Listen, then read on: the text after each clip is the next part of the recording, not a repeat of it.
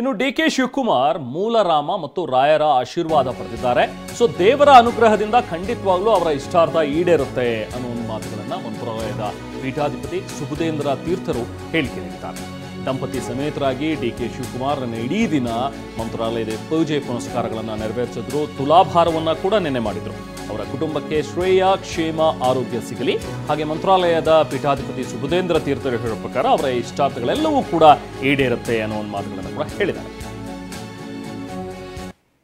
ಶ್ರೀಗಳು ಹೇಳಿ, ಇವತ್ತು ಡಿ.ಕೆ. ಶಿವಕುಮಾರ್ ಅವರು ಸಾಕಷ್ಟು ಮಠದ ಒಂದು ಧಾರ್ಮಿಕ ಚಟುವಟಿಕೆಯಲ್ಲಿ ಭಾಗಿಯಾದರು. ಯಾವೆಲ್ಲ ಪ್ರಮುಖ ಕಡೆಗಳಲ್ಲಿ ಭಾಗಿಯಾದರು ಅನ್ನುವಂಥದ್ದು?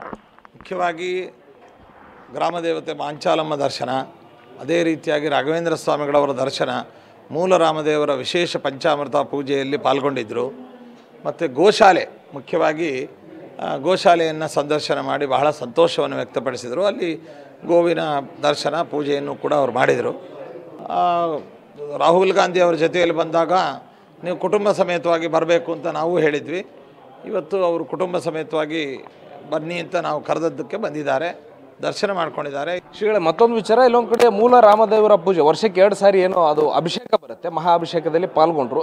ಈ ಒಂದು ಅಭಿಷೇಕದಲ್ಲಿ ಪಾಲ್ಗೊಂಡ್ರೆ ಇಲ್ಲೊಂದು ಕಡೆ ಇಷ್ಟಾರ್ಥ ಪ್ರಾಪ್ತಿ ಆಗುತ್ತೆ ಅನ್ನೋಂಥದ್ದು ನಂಬಿಕೆ ಇದೆ. ಈ ಬಗ್ಗೆ ಏನು ಹೇಳ್ತೀರಿ ಅಂತ ಅವರು ಕೂಡ ಪಾಲ್ಗೊಂಡ್ರು. ಮೂಲ ರಾಮದೇವರ ದರ್ಶನ, ಪೂಜೆ, ಅವರ ಅನುಗ್ರಹ, ಪ್ರಸಾದ ಅನ್ನುವಂಥದ್ದು ಎಲ್ಲ ರೀತಿಯಾದಂತಹ ಇಷ್ಟಾರ್ಥಗಳಿಗೆ ಅದು ಕಾರಣವಾಗತ್ತೆ ಮತ್ತು ಎಲ್ಲ ಕಷ್ಟಗಳನ್ನು ಪರಿಹಾರ ಮಾಡುವಂಥದ್ದು. ಅಂತಹ ಒಂದು ಮೂಲ ರಾಮದೇವರ ದರ್ಶನವನ್ನು ಅವರು ಪಡೆದಿದ್ದಾರೆ. ಕುಟುಂಬ ಸಮೇತವಾಗಿ ಬಹಳ ಶ್ರದ್ಧೆಯಿಂದ ಭಕ್ತಿಯಿಂದ ಕುಳಿತುಕೊಂಡು ದರ್ಶನ, ಆರತಿ, ಪೂಜೆ ಇತ್ಯಾದಿಗಳನ್ನೆಲ್ಲವನ್ನು ಮಾಡಿ ಅವರು ಪುನೀತರಾಗಿ ಸಂತೋಷವನ್ನು ವ್ಯಕ್ತಪಡಿಸಿದ್ದಾರೆ. ಅವರು ಕೂಡ ತುಲಾಭಾರ ಅನ್ನುವಂಥದ್ದು ಈ ರೀತಿ ಬೇರೆ ಬೇರೆ ಚಟುವಟಿಕೆಗಳಲ್ಲಿ ಭಾಗಿಯಾದರು. ಎಲ್ಲೊಂದು ಕಡೆ ರಾಯರ ಅನುಗ್ರಹ ಅನ್ನುವಂಥದ್ದು ಪ್ರಾಪ್ತಿ ಆಗುತ್ತೆ ಅನ್ನುವಂಥ ನಂಬಿಕೆ ಇದೆ. ಈ ಬಗ್ಗೆ ಏನು ಹೇಳ್ತೀರಿ ಅಂತ?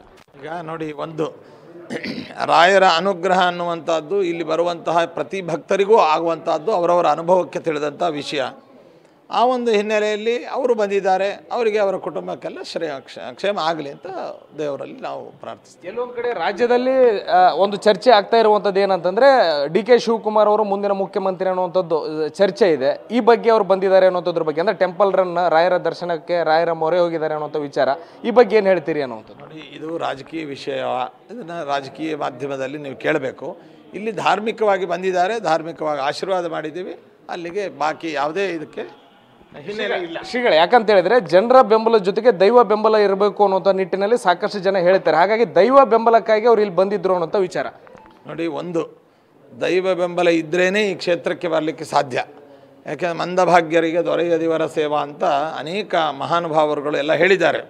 ಅವರ ದರ್ಶನ, ಮಂತ್ರಾಲಯ ಯಾತ್ರೆ ನಮಗೆ ಒಂದು ಮನಸ್ಸು ಬಂದಿದೆ ಅಥವಾ ಮಂತ್ರಾಲಯ ಯಾತ್ರೆ ಕೈಗೊಂಡಿದ್ದೀವಿ ಅಂದರೆ ಅದೇ ಒಂದು ದೈವಾನುಗ್ರಹದ ಸೂಚನೆ. ಆದ ಕಾರಣ ಎಲ್ಲ ಒಳ್ಳೆಯದಾಗಲಿ.